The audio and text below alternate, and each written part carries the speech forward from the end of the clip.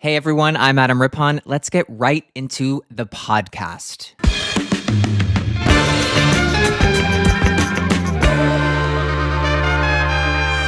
Welcome back to the podcast. I think, like usual, let's begin with just some top of mind intrusive thoughts. And as I'm saying that, I'm thinking, would intrusive thoughts have been a better name for the podcast? I don't know. We'll never know.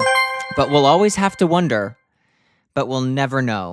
I want to share with you something that I've been going through. It is that I feel like when it comes to pens and notebooks, I don't know about you, but I know for me, I need and love a good pen and notebook. It's really important to me. I'm always writing things down. I'm typing them out, but when I write them down, they really get into the cracks and grooves of my brain. That's how I really remember things. I've had a bit of a journey when it comes to what kind of pen do I like to use. Now, for a while, and I don't know why, I was incredibly, and to a fault, dedicated to your normal standard Bic pen. And when I say the Bic pen, I mean the one that you needed to apply like your entire body weight to so that the ink would come out. Like this is the pen that they give you at the doctor's office. Like there are no frills to it. And for a while, I always felt like that's the pen for me. That's the pen for me. I had a friend who said that they had a favorite pen, and this was like a gel ballpoint pen. And I thought, it's just too easy to write with. Where's the challenge? Where's the struggle? Because I think really what I wanted was I wanted it to be a struggle. I wanted to have to put my entire body weight onto a piece of paper for the ink to come out. And I just felt like it can't be too easy. It just can't be too easy until I really started to think, I think we need to graduate. I don't think that this is a sustainable way to live. And I'm glad that I did. Now, then I have a notebook of choice, which I'm feeling like, I don't know if this is the one for me anymore, but it's always a 5-star notebook. There's just something about it where it's the perfect size. I like the feel of the paper. If you get it, you get it. If you don't, you don't. I still want to write in lined paper, in lined notebook paper, because I don't live in a lawless land. Like I still want structure. I still want these are the lines, right? On the lines. Because otherwise, if you're just writing on a piece of loose leaf paper, it's all over the place. I need lined notebook paper. Now, back to the pens. So I started for a while using these Uniball Vision Elite pens. And I like them a lot.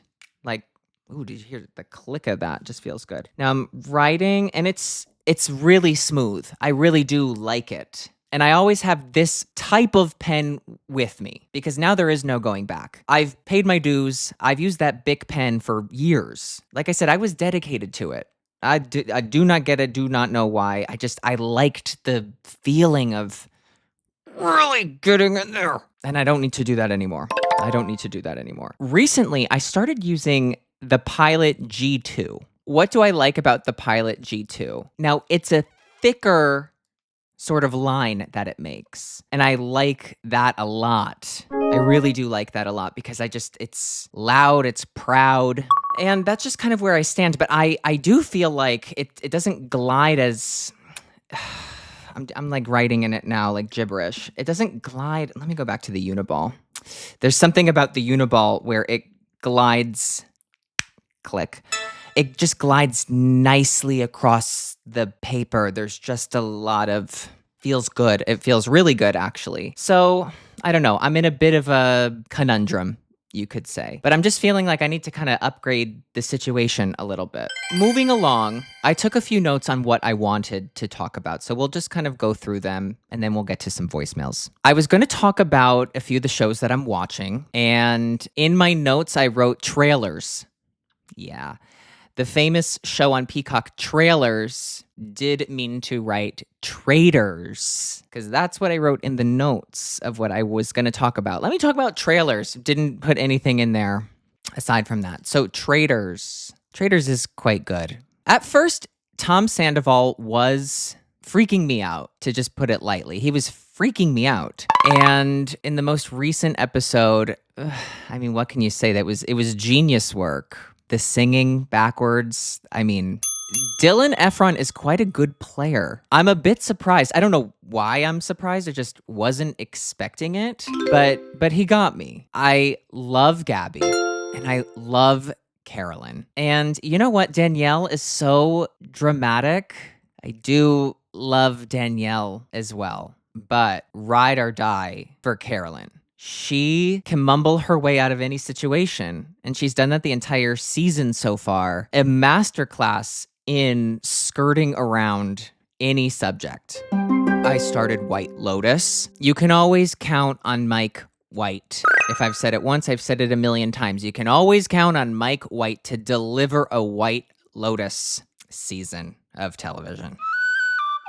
That's all there is to it. My number one takeaway after watching the first episode is that when I listened to Parker Posey talk for the very first time, I went, ugh. And that's how I know she nailed it. Something else I want to talk about is that I think AI is out of control. We know that.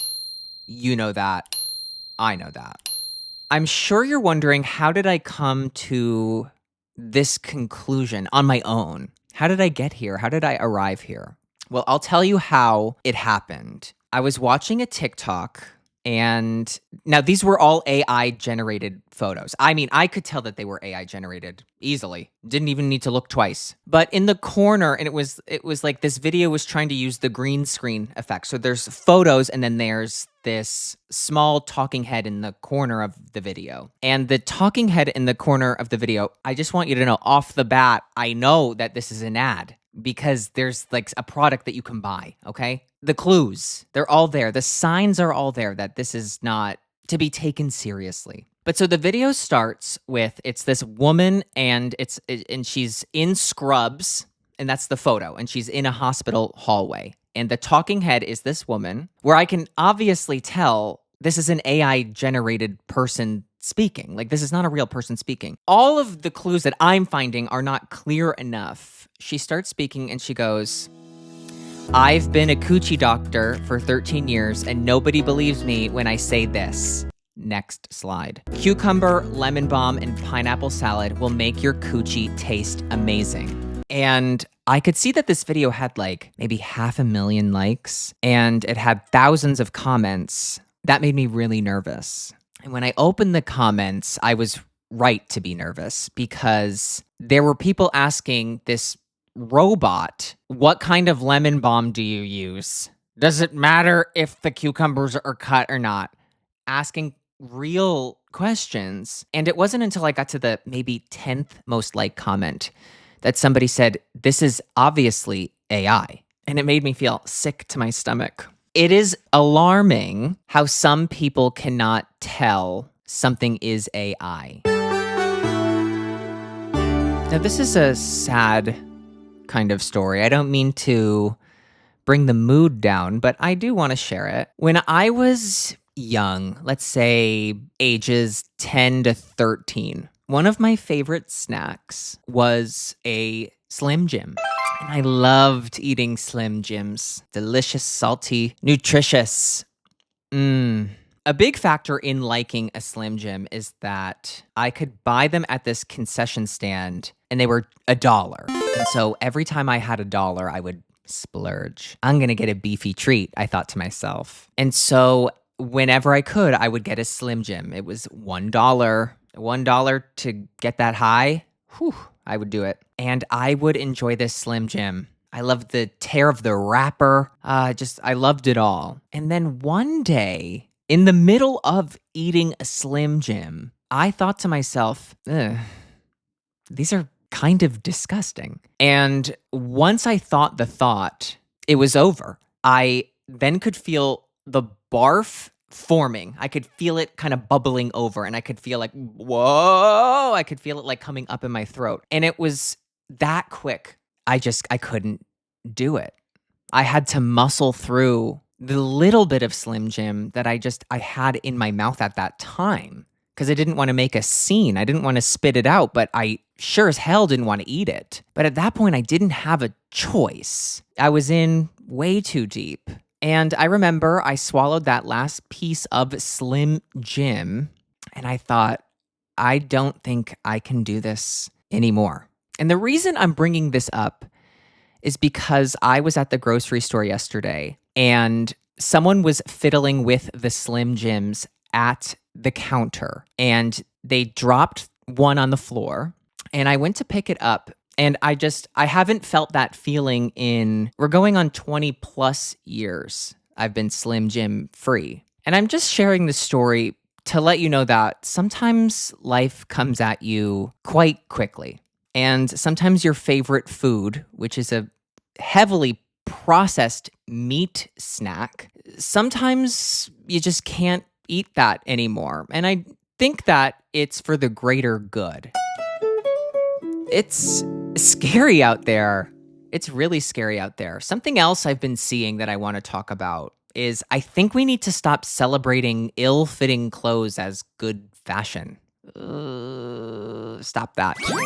I just don't really approve of it. I am not a fan of the baggy, untailored pants with suit jacket dressed up look, as I say from my sweatshirt that says creature across the chest. Now would be a good time to get to our first voicemail. Please leave your message after the tone. I don't know if you remember, I'm sure you do, your celery juice era, but I'll never forget that COVID time where, you were forcing celery juice down your throat. And I was just curious, is that still something that you partake in? Or, how are you keeping yourself healthy? And what are your current habits you've been into? Thank you so much. Well, first, you're welcome so much. I vividly remember in the pandemic, I was heavy into the celery juice. And I don't really know the point of the celery juice, but I will tell you that the first few days that I was drinking it, I did feel like this could be the end. Now, the thing about the celery juice that I wasn't told, and I did have to kind of find out on my own, was that you absolutely will have violent diarrhea. And I didn't know that. So in a way, it was an incredible blessing that I was home and I had nowhere to go because I didn't know that. I was just told that the heavy metals would leave my body. I just wasn't told that they would leave my body as a liquid out of my ass. That part I wasn't told. I was just told about the heavy metals, about the copper and about the aluminum. Like I was told about that stuff, but I wasn't told about the way that it would be expelled would be vicious. So needless to say, I'm not doing the celery juice anymore. It wasn't because of the violence that had ensued in my own body. It was just because got really bored of doing it, which is kind of a typical me thing to do. You asked, are there any new health things that I'm doing? Well, I did a new health thing yesterday that I would love to share with you, and it is that instead of having a glass of water with lemon in it, I put an entire lemon with the peel, everything in the blender and blended it into its own lemon liquid. Are you following at all? And it was good. I am afraid of it. I only had half of it. The other half of it is still in the refrigerator. I'm afraid of it because as I'm drinking it, I can feel like the enamel of my teeth eroding. And so I am afraid to be drinking that consistently. Maybe I will drink it consistently. I doubt it. I think I'll have it once in a while. It's not bad, but it's acidic. I think the only health thing that's kind of stuck is red light.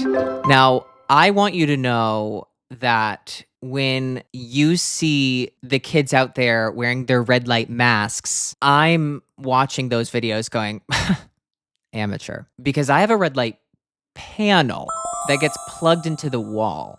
So I don't really mess around with the red light. It's a heavy panel because I am just a believer that being plugged into the wall means strength, and being on a battery pack is less strength. And if you think about it, it's right. And when I plug that thing in, the entire floor of my home does look like I am being abducted. I have turned the panel on and gone to the street and seen the red light coming out of all the windows. So it does absolutely look insane. All that to say, red light is sort of the only health thing that I've been doing for a little while. Now, am I doing it every day? Absolutely not. I'm forgetting it for weeks on end. But then I'll do it every day like it's my job. And then again, I will forget about it for weeks, months. But I am always coming back to it eventually. Please leave your message after the tone. I think if Trader Joe's is your preferred grocery store, then you have the palate of a child. I'm not saying for those who it's their only grocery store, the only accessible one. I'm saying if you will go out of your way to go to Trader Joe's. And hear me out. It's all processed food. You try to get a vegetable, never going to find a fresh one. It's all processed, all frozen. And there's nothing wrong with having a fun Trader Joe's evening. But if that's your preferred, I think you have to learn how to cook and grow up. I'd love to hear your take on that. Thank you. Goodbye. Now, I'm going to say this is strongly worded, but I also strongly agree. The thing about Trader Joe's is when I think of Trader Joe's, I think this is where I can get nuts. This is where I can get cheese. This is where I can get mustard. This is where I can get ketchup. And that is it. Those are your only consistent and reliable products at Trader Joe's. That's what I think.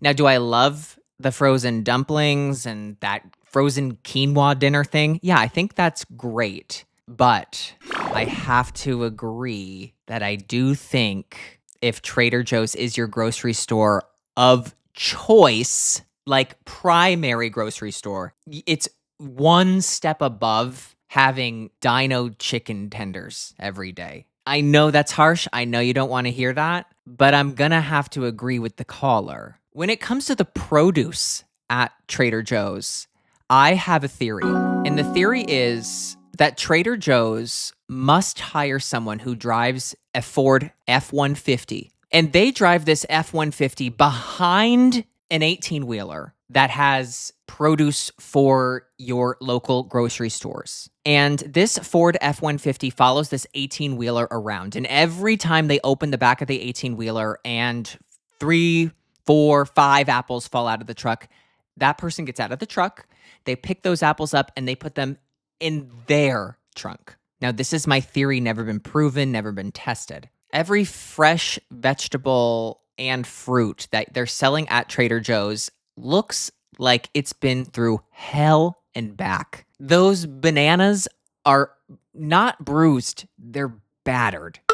Now, I honestly believe that if you're going to do fruit at Trader Joe's, this is where they shine, is when it comes to the dried fruit. The dried cherries, perfection. Dried mango, incredible. You get snacks at Trader Joe's, right? You go to Trader Joe's to shop, and then you go to a real grocery store to get groceries. I don't think that you're ever getting groceries at a Trader Joe's. Is it possible? Maybe. I've never seen it done, though. But you can get a damn good snack at Trader Joe's. Those green tea mochi ice cream balls, my God.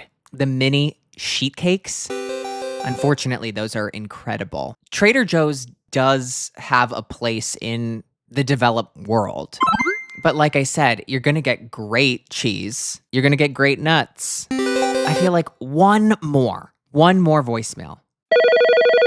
Please leave your message after the tone.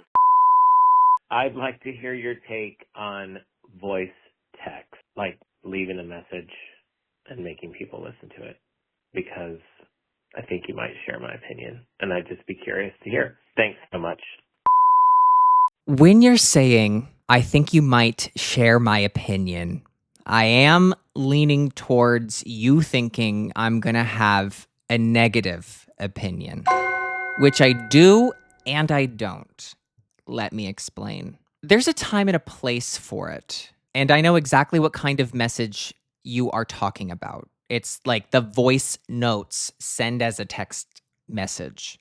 Now, like I said, I believe there's a time and a place for it. I feel like if you're in the middle of a text conversation with someone and you're actively going back and forth, then it is okay to send a text voice message.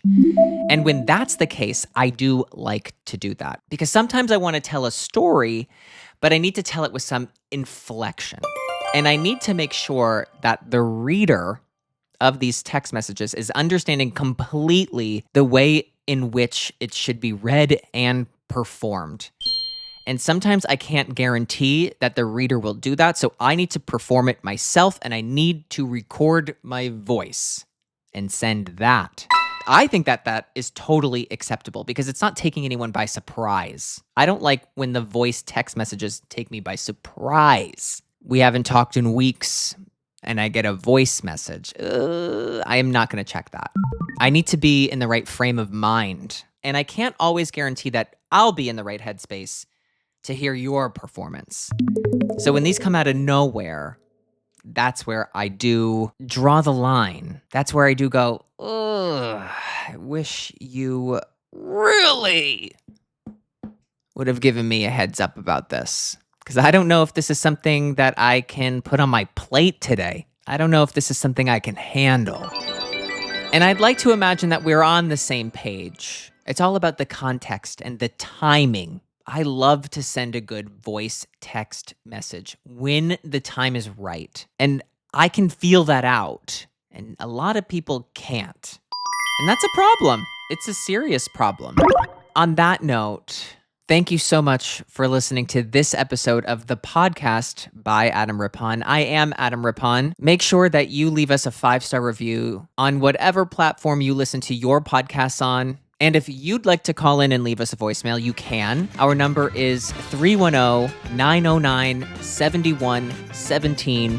What can I say? It's been a blast. It's been real. And we'll see you here next week.